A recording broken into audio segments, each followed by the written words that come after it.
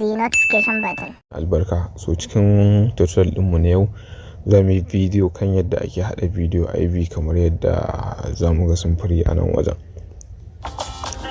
So insha Allah za mu yi tutorial kan yadda ake haɗa bidiyo irin wannan da kuma wasu bidiyoyin makamantan irin wannan. So kafin zuwa kai tsaye ga shi gabatar da wato tutorial din wanda ya kasance ba su yi subscribing na channel din ba, muna fatan za su yi subscribing da kuma taba kararrawa domin hakan shine zai ba su daman kasancewa da mu a kowane lokaci da zarar mun daura bidiyo. So abu na farko da ya kamata mu fara lura da shi shine wajen gabatar da irin wannan bidiyo, abu mai muhimmanci shine background. Wato yanayin background da zan nema shine zai fara fidda kalan aikin ko kuma yanayin ya aikin zai kasance. Idan na samu background mai kyau, wannan yake nuna cewa to bidiyon da zan yi ko kuma aibin da zan yi zai kasance kayatacce. So a bangare ɗaya kuma akwai hanyar da ake bi wajen gudanar da shi bidiyon. Wato ba hanya ɗaya bane, akwai hanyoyi da yawa wajen gudanar da shi. Hanyar da tafi sauki za mu yi tutorial akan ta. To amma kuma ta taƙaita, wato an taƙaita iya abubuwan da za a iya yi da wannan hanya. Sannan akwai hanya wanda yake da tsayi, kuma wannan shi kuma zai baka dama ne based on tunaninka ka iya kirkiran abu. So za dai mu je kai tsaye ga gabatar da shi tutorial din. Idan Allah bai shi dan mun samu lokaci muna iya faɗaɗa bidiyon ta yadda za mu iya kawo hanyoyi da yawa da za ka iya caccanza wato yanayin yadda za ka yi shi bidiyo IV din ko kuma yanayin yadda za ka gudanar da shi. So kai tsaye bari mu je mu ga bude ko kuma shiga wajen da ake yin shi wannan application din kamar yadda za mu gani a nan wajen. So wannan shine dandani ko kuma wajen na farko da za a fara kawo mu idan mun bude shi wannan application da ake hada irin wannan bidiyo IV din da shi. So abu na farko kamar yadda na faɗa a farko shine background shine yake nuna kalan aikin da zaka yi ko kuma ya yanayin kyansa zai kasance. So a domin haka dole ne idan muna so mu yi bidiyo IV mu nemo backgrounds, wato background da za mu yi bidiyon a kansu. Wanda ya kasance suna biye da mu a tutorial yadda ake aiki da kayan master, kusan abun exactly kusan irin wannan ne. So kayan master ana aiki da shi wajen gudanar da irin wannan bidiyo na IV mai hoton hannu. Sannan kuma ana iya amfani da shi wannan application din. Wannan application din ya takaita wajen gudanar da irin wannan IV din ko kuma wasu abubuwa makamantan wannan. Yayin da kayan master kuma zai baka dama da zaka iya hada fiye da irin wannan, wato yayi kyau sama da irin yadda za ka yi a nan wajen. So wannan dai shi ya fi gaskiya kayan master sauki wajen gudanar da wannan abun. Idan ya kasance mun shiga wajen zai nuna mana empty ne, wannan project da na yi ne. So idan mun bude shi zai kawo mu kamar yadda muke gani a nan wajen. Abu na farko za mu taɓa wannan plus wanda shine zai ba mu option da za mu kirkiri wato shi bidiyon. Na farko nan wajen za mu shigar da suna, misali sunan wanda za a yi bidiyon ko kuma wanda za a yi daurin auren nashi ko whatever dai. So ina iya typing sunana ko sunan wani abu makamancin haka.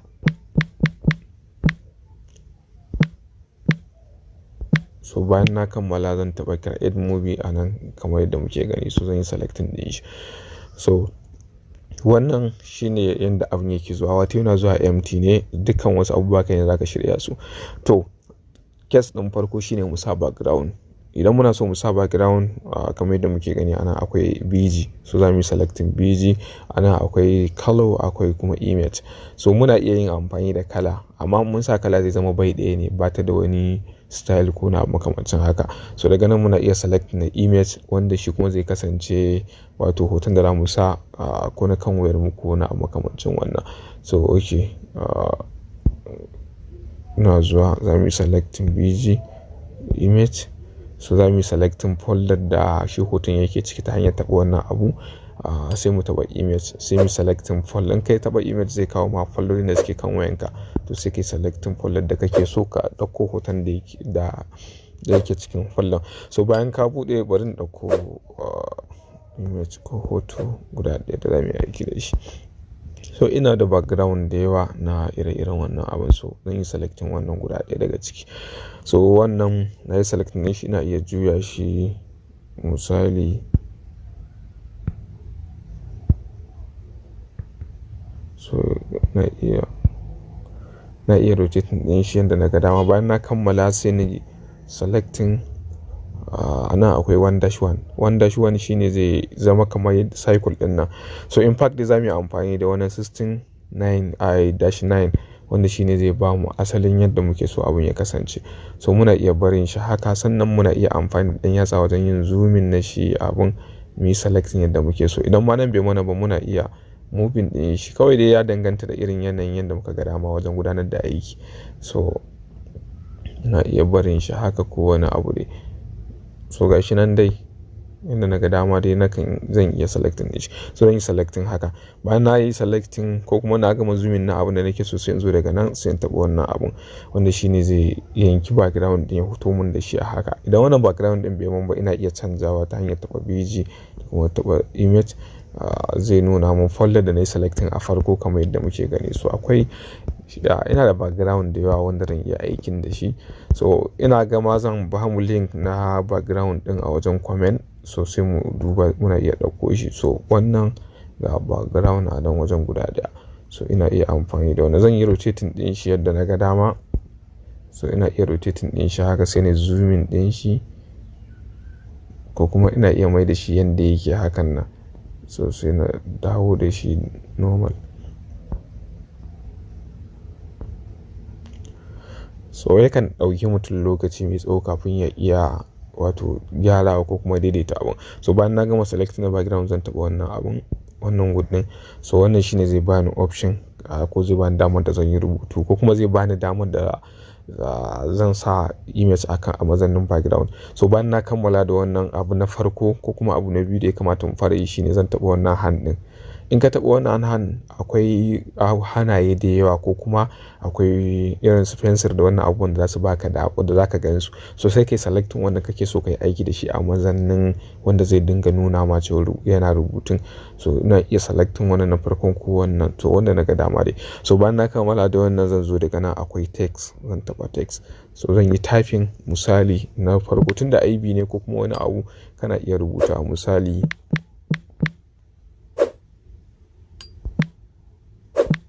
family of. So bayan na yi selecting sai in taɓa wani insert din wanda shine zai kawo rubutun cikin abun. So bayan mun sa background, abin lura shine kalo.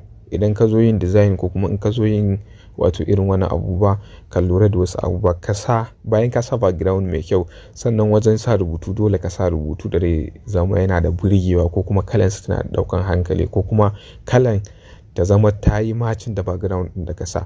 So yanzu daga nan wajen wannan background din mun ganshi alaman baki-baki ne. So kalan da za ta dace da shi akwai kaloli da yawa, amma dai fara ko kuma wannan yellow din suna ɗaya daga cikin kalolin da za su yi macin da shi. So yanzu na yi selecting white color. Mu lura da ƙasan nan, sai mun lura sosai za mu ga akwai cancel, akwai OK. So zan taɓa OK wanda shine zai ba ni damar da wato na yi selected rubutun kenan kamar yadda muke gani. So bayan na yi selected rubutu a nan wajen, so daga nan akwai kuma kalar rubutun da nake so, wato ina so rubutun in canza shi daga Italian form ya koma wani abu makamancin haka. So sai in taɓa wannan AA din ta yadda zan ga akwai rubututtuka da yawa kamar yadda muke gani a nan. Sai in selecting wanda na ga dama. Bari na yi selecting wani daban. So ga wannan na sa wannan. So zan zo daga nan zan rage size na rubutun, shi ma wani abun lura ne wajen yin IB ko wajen yin wani abu. So bari in kai shi 50 ko 16 ma. So ina iya barin shi haka. Daga nan zan iya expanding wato na space ɗin da rubutun zai samu kamar yadda muke gani a nan wajen. So bayan na gama sai in zo in taɓa wannan shine a mazannin align center, wato zai dawo da rubutun tsakiya kamar yadda muke gani. So na kammala da wannan. Bayan na gama da shi sai in taɓa wannan good din. So sai misali ina iya the family of sai wani misali zan taɓa text still dai, sai na rubuta misali the family of Umar. Okay, Umar Faruk misali Abdul Mutallab. So bayan na kammala sai in taɓa insert, shi ma dai still zai zama cewa ya samu rubutun ana. Abun lura shine rubutun da na yi na family, the family of shine still in na ƙara text zai kasance irin wannan rubutun. So in bai mun ba ina iya zuwa AA din sai in canza.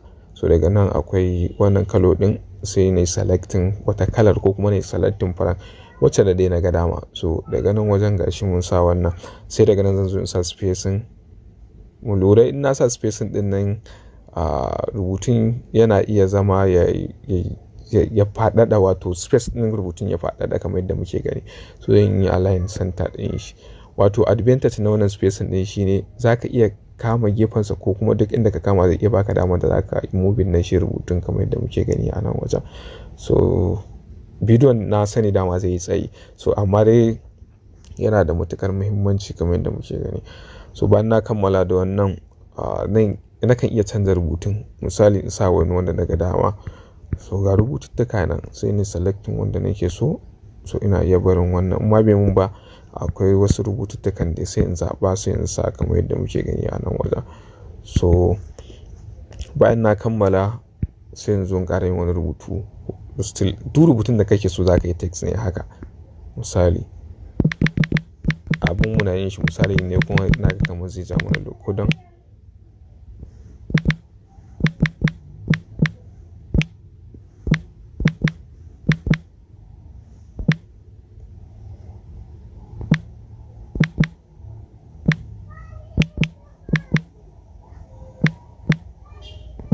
So mun kammala da wannan. So shi ma still irin wani rubutun zai kasance. So sai in iya canza shi ko in sa wani abu da naga dama. Misali na samar kalo, zan zo in samar spacing, zan zo in samar align center, zan zo in ƙara girman rubutun zuwa yadda naga dama misali.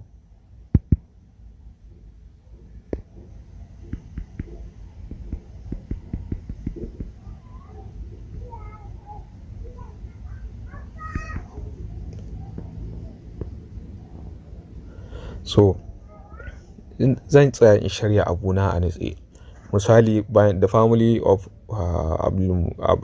Umar Faruk Mutallib and that of kaga ana akwai and that of. To duk dai ina bi, bana so bidiyon ya tsayi ne. So misali a ci daga ƙarshe dai shine suna gayyatar ka within, misali within. So zan yi selecting ɗin shi. Tunda kaga within wani abu ne wanda ya kamata a ce an ganshi sosai. So ya kamata wajen yin sa ko wajen bayan mu rubuta shi mu selecting wani font ko wani bold font kamar misali wannan monoto din nan. So kaga wannan zai zama cewa yayi zama fashion kuma ya dan ƙayatar, sannan tunda within din shine most important, ya kamata a ce dama kalan shi ko rubutun sa ya sha bamban da na sauran kamar yadda zamu gani yanzu anan nayi selecting fari. So ina iya faɗaɗa shi ko ina iya ƙara girman sa ya zama cewa ya zama wurin spacing. So ina iya barin shi a haka within Fatiha, sai in ƙara taɓa text sai rubuta Fatiha. Ba na taɓa inside. So kaga still shi ma dai irin rubutun within din ne zo da shi sai in canza. To tunda dai Fatihan kuma kaman wani abu ne shi ma wanda yake da alaka da within din, to ya kamata shi ma ya zama wani style haka wanda zai zama mai jan hankali kamar yadda muke gani a nan wajen. So muƙaddara cewa mun kammala da nan the family of Faruk and that of Adamu cordially, a nan kaga akwai cordially invite you to the within Fatiha ko kuma to the within. To a nan ga within Fatiha din mun sa shi. To muƙaddara cewa iya wannan shafin kenan. Idan mun lura, bari in koma mana wannan bidiyon nawa mu lura da shi sosai, za mu ga cewa daga nan a rubuta the family of led Alhaji Muhammadu Alti, so and that of Muhammadu Adam cordially invite you within Fatiha. So mu lura da wannan, kun ga wannan kamar wani shafi ne gashi ya riga da ya tafi. So shafi na biyu kuma shine of their children Muhammad Alti Tijjani and that of. So idan mun kammala da wannan, so za mu iya ƙara wani shafin ta hanyar taɓa wannan plus da yake a nan wajen.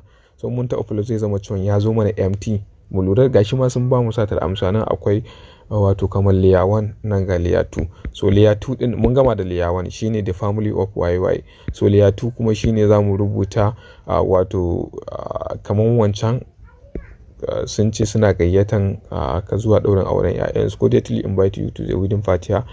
So a can muka rubuta up there ko, so muna iya tafa ta nan ma up there children. So sai mu sa wani rubutu ko kuma mu sa wani kala wanda zai zama very fashion wanda muke gani a nan wajen. So muna iya rage girman rubutun kaɗan ko na makamancin haka. So sai mu rubuta still yawa, in mun zo mu ba zai dawo da mu nan wajen, zai dawo mu layer 1. So kana gama rubutu anan kana danna oki, maimakon ya dawo da kai layer 2 zai dawo da kai layer 1. So sai ka ƙara selecting layer 2, sai ka ƙara taɓa text, misali Usman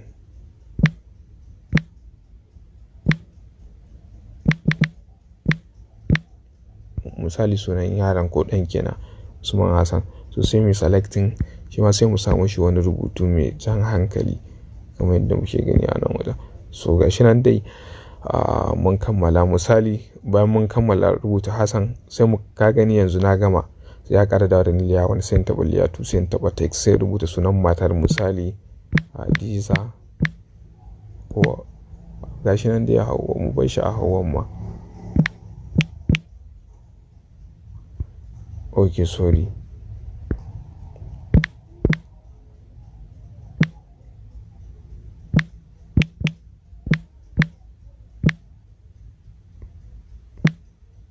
To gashi nan dai sai mu samu shi kalo shi ma. So haka za mu tsaya mu tsara abun a cikin nutsuwa. Wannan bidiyon na ce za mu tsara abun ne zai zama ya ja mana lokaci. So ya kamata a ce mun yi bidiyon in sharp ta yadda za mu koyaye ne dai mu nuna ne ta yadda zai zama cikin sauƙi. In ka fahimci da ake abun za ka iya zama ka tsara abun ka a nitse. So bayan ka kammala misali a nan wajen, idan wannan layer ma bata gama ɗauka ma abun ba, so kana iya zuwa ka ƙara adin na layer. So still kamar yadda muka yi rubutu a nan haka za mu ƙara yin wasu rubututtukan a nan wajen. So bayan mun kammala sai mu zo daga nan za mu taɓa wannan abun wanda shine zai ba mu dama, ko da yake idan muna da sha'awa muna iya sawa ga alamun sauti a nan wajen, sai mu selecting din shi. Daga nan zai ba mu dama da za mu ɗauko waƙar da za mu sa. So muna iya zuwa mu selecting a nan ga audio a nan, sai mu selecting din shi ga foldodin mu wanda waƙoƙi suke ciki, sai mu selecting waƙa guda ɗaya da muke so mu sa. Sali tana cikin wannan folder, tana cikin nan wajen, sai mu selecting ga wasu nan dai da yawa. So muna iya selecting wannan guda ɗaya. In kana so kana iya taɓa play sai ka ji ta.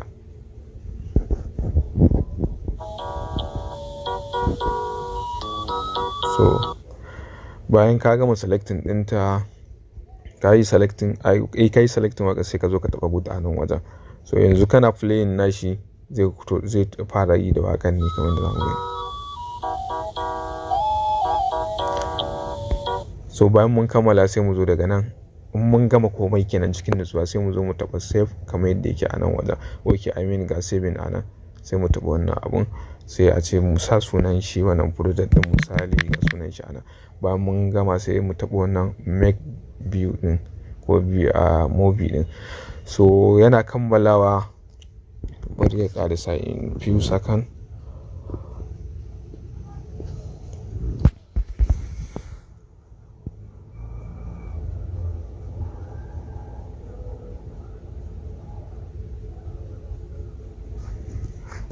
So bayan ya kammala muna iya share din shi, muna iya bari mu play din shi mu gani.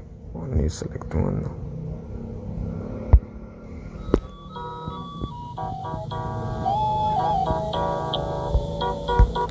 So wannan shi ne hanyar da ake bi wajen kirkiran shi wannan application din, I mean wannan bidiyon. So application din da zai baka damar kai wannan aiki shine Benim, da shi kamar yadda muke gani a nan wajen. Domin mallakarsa za mu je Play Store na kan wayar mu.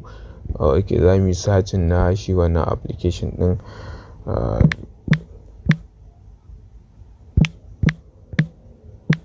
Shi a nan wajen. So bayan mun yi selecting din shi za mu gan su akwai gashi nan kamar yadda muke gani a nan wajen. So sai mu selecting din sa ko kuma mu installing din shi. Bayan mun kammala installing za mu je mu bude shi kamar yadda muka gudanar da aiki, haka ake aiki da shi. So a nan za mu dakata. Idan akwai abin da ba fahimta ba ana iya tambayar mu a wajen comment box ko kuma a shafinmu na Arewa Teach a Facebook. To sai mun hada a tutorial na gaba insha Allah. Za mu faɗaɗa bidiyon ta yadda za ka iya aiki da kayan masa wajen kirkiran wannan abin. Kayan masa ɗin ya fi shi wannan Benim ɗin muhimmanci, ko kuma ya fi shi ba da damar da mutum zai ko kuma mutum zai design ko kuma mutum zai editing da yake so fiye da yadda muka yi a wani. Subscribe please and press the notification button.